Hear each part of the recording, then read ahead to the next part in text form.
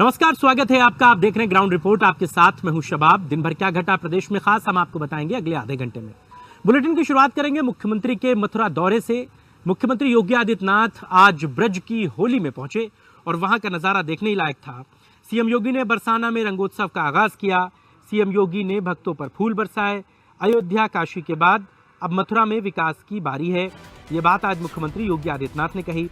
मथुरा के बाद सीएम का आगरा दौरा था। मुख्यमंत्री वहां से आगरा के लिए रवाना हो गए और सीएम ने आगरा में 10,000 युवाओं को लोन बांटे।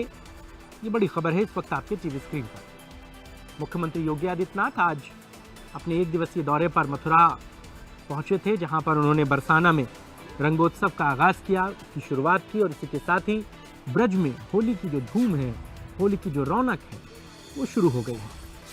वीर नारायण हमारे साथ हमारे सहयोगी इसी खबर पर सीधे जुड़ गए हैं। वीर, क्या रहा आज मुख्यमंत्री के बरसाना पहुंचने पर?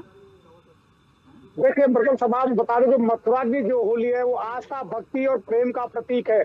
मथुरा में जिस तरीके से होली मनाई जाती है, पूरे विश्व में इस तरीके की होली नहीं मनाई जाती, क्योंकि मथुरा की जो होली है बेहद खास होती है। लठामार होली होती है, छड़ी मार औरंग होते हैं, लड्डुओं की बरसात होती है। इसी होली को देखने के लिए यूपी के जो सीएम योगी आदित्यनाथ है वो यहाँ पहुंचे थे और जिस तरीके की तस्वीरें हम आप इंडिया न्यूज पर अपने दर्शकों को दिखा रहे हैं वो अपने आप में अद्भुत है। आप देखें, पूरी राधा रानी का जो महल है, पूरा बरसाना है, वो रंगों की बौछार से हटा हुआ है। एक दूसरे को श्रद्धालु भक्त आपस में रंग और गुलाल लगाते नजर आ रहे, हंसी ठिठोली करते नजर आ रहे, लड्डुओं की बरसात वहां कर रहे। क्योंकि मथुरा की जो होली आस्था और प्रेम का प्रतीक तो है ही, बल्कि भगवान श्री कृष्ण और राधा रानी के प्रेम से जुड़ी हुई कहानियां हैं। इस तरीके से जो लगातार मथुरा में जो होली का आगाज शुरू होता है वो कहीं ना कहीं भगवान कृष्ण की प्रेम और राधा के प्रेम का प्रतीक माने जाते हैं। उसी के अनुरूप जो भगवान कृष्ण की जो होली है उसे यहाँ मनाया जाता है। उसी के अनुरूप जो श्रद्धालु भक्त है देश और दुनिया से भगवान श्री कृष्ण की नगरी मथुरा पहुंचते हैं। जी साहब, ठीक है, बहुत शुक्रिया पूरी बातचीत के लिए। आप नजर बनाए रखिए, आगे भी जो अपडेट्स होंगे फिर आपके पास लौटेंगे। मथुरा के बाद अगली खबर अयोध्या से आपको बताएंगे, जहां पर भारतीय जनता पार्टी की नेत्री अपर्णा यादव पहुंची और वहां पर उन्होंने मुख्यमंत्री योगी आदित्यनाथ की जमकर तारीफ की। उन्होंने कहा कि सीएम योगी के नाम से आतंकी कांपते हैं और राम मंदिर को कोई छू भी नहीं सकता। ये बड़ी खबर है इस वक्त आपके टीवी स्क्रीन पर अयोध्या से, जहां पर अपर्णा यादव आज अयोध्या पहुंची थी और वहां पर पहुंचने पर उन्होंने मीडिया से बात करते हुए इस बात को कहा, मुख्यमंत्री योगी आदित्यनाथ की तारीफ की। इसके साथ ही साथ उन्होंने कहा कि मुख्यमंत्री योगी आदित्यनाथ के नाम से आतंकी कांपते हैं और राम मंदिर को कोई छू भी नहीं सकता। अपर्णा यादव पहुंची थी। अनिल हमारे सहयोगी पूरी खबर बता रहे हैं। अनिल, क्या है पूरी जानकारी? अपर्णा किस कार्यक्रम में पहुंची थी वहां? अयोध्या के ही रुदौली विधानसभा में एक माता कामाख्या का भव्य मंदिर है, वहीं पर एक महोत्सव का शुरुआत करने के लिए अपर्णा यादव पहुंची थी, जहां पर मीडिया से बात करते हुए उन्होंने कहा कि अबू आजमी का जो औरंगजेब प्रेम है वो केवल उनका पर्सनल हो सकता है, ना कि देश के सभी मुसलमानों का। उन्होंने ये भी कहा कि जो महाकुंभ हुआ है इसने एक इतिहास रचा है, साथ ही साथ एक मैसेज दिया है सनातन संस्कृति को लेकर पूरे देश को कि अगर ऐसे ही आयोजन हमेशा होते रहे तो यहाँ पर एक नई तस्वीर निकल कर आ सकती है। वहीं पर अयोध्या में जिस तरह से बम की धमकी की बात आई थी, तो अपर्णा यादव ने साफ शब्दों में एक अपनी बातों को रखा। उन्होंने कहा कि आतंकवाद का आज शब्द भी योगी सरकार के इस कार्यकाल में अयोध्या को छू नहीं सकता, ऐसा कहना है अपर्णा यादव का। जी ठीक है, बहुत धन्यवाद इस पूरी बातचीत के लिए अनिल। आप नजर बना रखिए, आगे भी अपडेट्स के साथ आपसे जुड़ेंगे। अगली खबर संत कबीर नगर से आपको बताएंगे, जहां पर अग्रवाल नेत्रालय का एक बड़ी लापरवाही का मामला सामने आया है। यहां पर ऑपरेशन कराने गए 13 लोगों में से 11 लोगों की आंख की रोशनी चली गई, जबकि एक व्यक्ति की इसमें मौत भी हो गई। ये बड़ी खबर है आपके टीवी स्क्रीन पर। 13 लोग ऑपरेशन कराने यहां पर गए थे अग्रवाल नेत्रालय में, जहां पर 11 लोगों की आंख की रोशनी चली गई।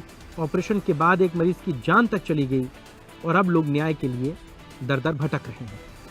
संत कबीर नगर से मिथिलेश हमारे साथ हमारे सहयोगी सीधे जुड़ गए। मिथिलेश, क्या है पूरी जानकारी? देखिए, आपको बता दें कि ये पूरी घटना दिसंबर की है, जहां पर 11 लोगों का ऑपरेशन अग्रवाल नेत्रालय में हुआ था और उसी दौरान उनकी आंखें खराब हो गई हैं।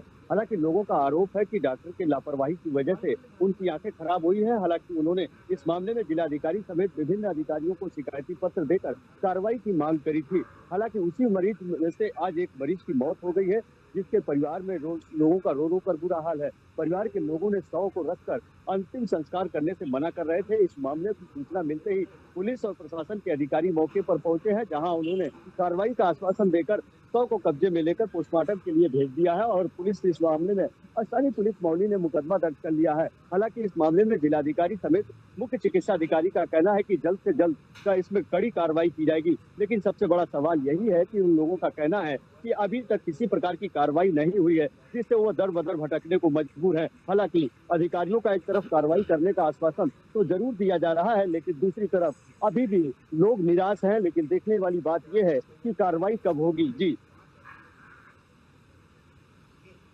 ठीक है, नजर बनाए रखिए मिथिलेश, जो भी आगे अपडेट्स होंगे फिर आपके पास लौटेंगे। मेरठ से अगली खबर आपको बताएंगे, जहां पर मस्जिद से पत्थरबाजी का एक मामला सामने आया है। वहां पर माहौल को खराब करने की कोशिश की गई है। मेरठ में कट्टरपंथियों ने मस्जिद से पथराव किया है। ड्रोन कैमरों से पत्थरबाजों की तलाश की जा रही है। पुलिस जांच में जुटी है। आरोपियों की गिरफ्तारी की मांग को लेकर के हंगामा किया गया है। बीजेपी नेता कमल दत्त ने गिरफ्तारी की मांग की है।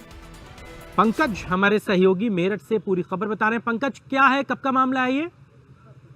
जी बिल्कुल बता दूं कि आज जिस तरह दोपहर जब 1:30 बजे जो जुम्मे की नमाज थी वो अदा हुई और उसके बाद जो है जो मस्जिद थी उसकी छत से जो है पथराव शुरू हो गया। और मैं आपको सारा वाकया बता देता हूँ। यानी कि जहाँ पर मस्जिद है वहाँ उससे उसके जो बाहर है 3 से गाड़ी के ठीक करने वाले 3 से 4 गैराज है और जो विशेष समुदाय है। और आज एक वहाँ गैराज नया खुला था जो हिंदू युवक है उसका था और उसी का वहाँ पे आज मुहूर्त था और मस्जिद के ऊपर से उसके ऊपर वहाँ पर पथराव किया गया। जैसे ही पथराव शुरू हुआ तो उन्हें सबसे पहले पुलिस को सूचना दी। जब पुलिस वहां पर मौके पर पहुंची, जो वहां पे पथराव करने वाले, जो मस्जिद से ऊपर से पथराव करने वाले जो लोग थे वो वहां से फरार हो चुके थे। उसके बाद जो वह इमाम है जो उस मस्जिद के, उनको जो है हिरासत में लिया गया है, उनसे पूछताछ की जा रही है और आसपास जो ड्रोन है उसको उड़ाया गया है और आसपास की जो छत है उनको सर्च किया गया है कि कहीं उन पर जो पत्थर है कहीं वो तो इकट्ठा नहीं है और तमाम किस साजिश के तहत जो है ये पथराव किया गया था। तमाम इन सारे बिंदुओं को लेकर जो मेरठ पुलिस है वो जांच कर रही है।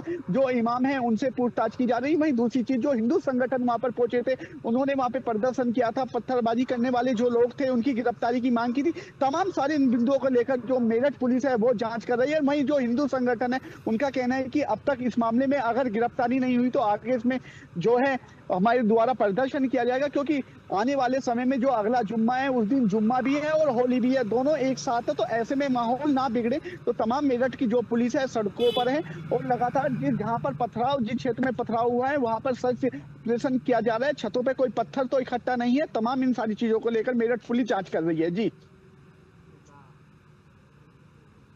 पंकज, अभी वहां पर मौके पर किस तरीके का पुलिस की गश्ती बढ़ा दी गई है? क्या मस्जिद और उसके आसपास के इलाकों में थोड़ा पुलिस बल ज्यादा बढ़ा दिया गया है इस घटना के बाद से? और क्या इलाका है मेरठ का, एग्जैक्ट वो जगह क्या है?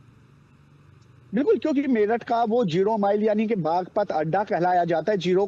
मेरठ का 0 माइल है और सबसे जो चहल पहल वाला क्षेत्र रहता है, चाहे वो दिन हो चाहे रात हो, सबसे ज्यादा जो आए वहां पर लोग वहां से निकलते हैं उसी पे, यानी कि थाना टीपी नगर क्षेत्र के अंतर्गत ये आता है। और हालांकि उसको मेरठ और दिल्ली रोड उसको बोला जाता है, यानी कि दिल्ली से मेरठ को जोड़ने वाली वो उस रोड को बोला जाता है। और उसके बाद जिस तरह से वहां पे पथराव हुआ दिन में और लोगों में भगदड़ मची, एक काफी जो है जांच का विषय है। लेकिन अब तक जो आला अधिकारी है उनका कहना है कि जो मौलाना है जो फिलहाल मस्जिद के अंदर से इमाम को जो हिरासत में लिया गया उससे पूछताछ की जा रही है। कहीं ये सोची समझी तो साजिश नहीं थी। कितने दिन पहले जो है पत्थर वो वहां पर इकट्ठा किए गए थे।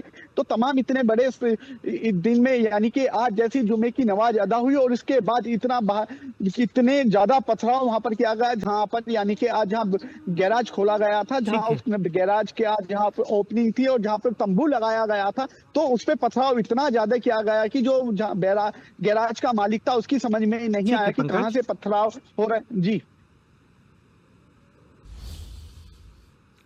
शुक्रिया पूरी बातचीत के लिए। सेंटेंस आप अपना पूरा कर सकते हैं जवाब देते समय। बहुत धन्यवाद इस पूरी बातचीत के लिए। अगली खबर फिरोजाबाद से आपको बताएंगे, जहां पर समाजवादी पार्टी के वरिष्ठ नेता रामगोपाल यादव का बयान सामने आया है। उनसे जब संभल के सीओ अनुज चौधरी के बयान पर प्रतिक्रिया मांगी गई तो रामगोपाल ने कहा कि समय बदला तो ऐसे लोग जेल में होंगे, उनसे क्या उम्मीद करेंगे, वो ठीक बात करेंगे। समय बदला तो ऐसे लोग जेलों में रहेंगे। ये बात रामगोपाल यादव ने कही है फिरोजाबाद में। आज फिरोजाबाद में रामगोपाल यादव मौजूद थे। सीओ अनुज चौधरी पुलिस ऑफिसर संभल के, जिन्होंने ये बात कही थी कल पीस कमेटी की बैठक में कि साल में 52 जुमे आते हैं और एक होली का त्यौहार आता है, जिनको रंगों से इतराज है वो अपने घर में बैठे। इस तरीके की बात के बाद तमाम तरीके के विवाद पैदा हो रहे हैं। सौरभ हमारे साथ, हमारे सहयोगी फिरोजाबाद से सीधे जुड़ गए हैं। सौरभ, और क्या कुछ कहा रामगोपाल यादव ने? बिल्कुल, देखिए, पीडीए की एक बैठक में राज्यसभा सांसद और राष्ट्रीय महासचिव समाजवादी पार्टी रामगोपाल यादव आए और उन्होंने जब मीडिया द्वारा सवाल पूछा गया तो उस पर कहा कि संभल के दंगे जो है वो अनुज चौधरी जो सीओ है वहां के उन्होंने कराए। जिस तरीके का बयान उनका होली को लेकर स्टेटमेंट आया है, उस पर जब सवाल मीडिया ने किए तो उन्होंने कहा भाई सीओ ने वहां दंगे कराए और उन्होंने ही कहा कि भाई अपने पुलिस वालों से कि गोली चलाओ। तो ये गंभीर आरोप उन्होंने सीओ अनुज चौधरी पर लगाए और उन्होंने साफ तौर पे ये कहा कि जब समय बदलेगा, सीधे तौर पे इसको धमकी से जोड़ के देखे जा सकता है कि जब समय बदलेगा तो ऐसे लोग जेल में होंगे, ऐसा रामगोपाल यादव ने कहा। तो निश्चित रूप से सीओ के लिए एक तरीके से नसीहत या धमकी समझ सकते हैं कि भाई वो पीडीए की बैठक में आए थे लेकिन उन्होंने अनुज चौधरी को लेकर ये अपना स्टेटमेंट दिया।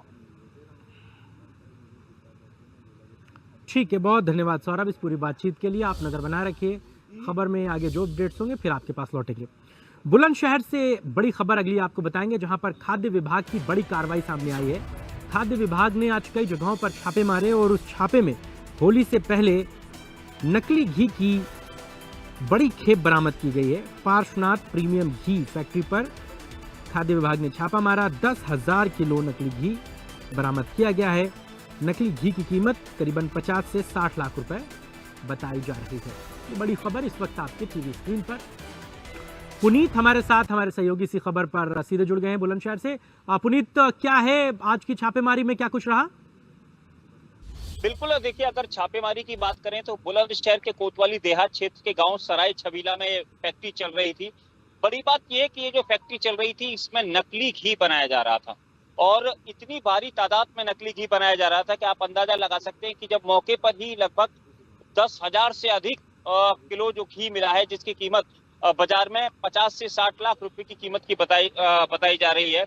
और बड़ी बात यह है कि ये जो घी था नकली देसी घी बनाया जा रहा था, इसमें एसेंस मिले हुए हैं काफी, और यहाँ पर ये वनस्पति घी और ये ऑयल से बनाया जा रहा था, जो रिफाइंड वगैरह कई तरह की सामग्री यहाँ मिली है। सबसे बड़ी बात यह कि यहाँ पर जो फैक्ट्री मालिक ने एक ऐसी चीज कर रखी थी कि यहाँ विदेशी नस्ल के जो है बड़े, जो कि इंडिया में बैन है, उन कुत्तों को यहाँ रख रखा था जिससे कि फैक्ट्री में कोई अंदर ना घुस पाए। आज जब खाद्य विभाग की टीम ने वहां पर छापेमारी की तो ये पूरा गोरख धंधा उजागर हुआ, जिसमें ये देखा गया था कि लगभग 10,000 किलो से अधिक यहाँ नकली देसी घी मिला है और साथ ही जो मार्केट में कीमत बताई जा रही है इसकी लगभग 50 से 60 लाख रुपए की कीमत बताई जा रही है। जी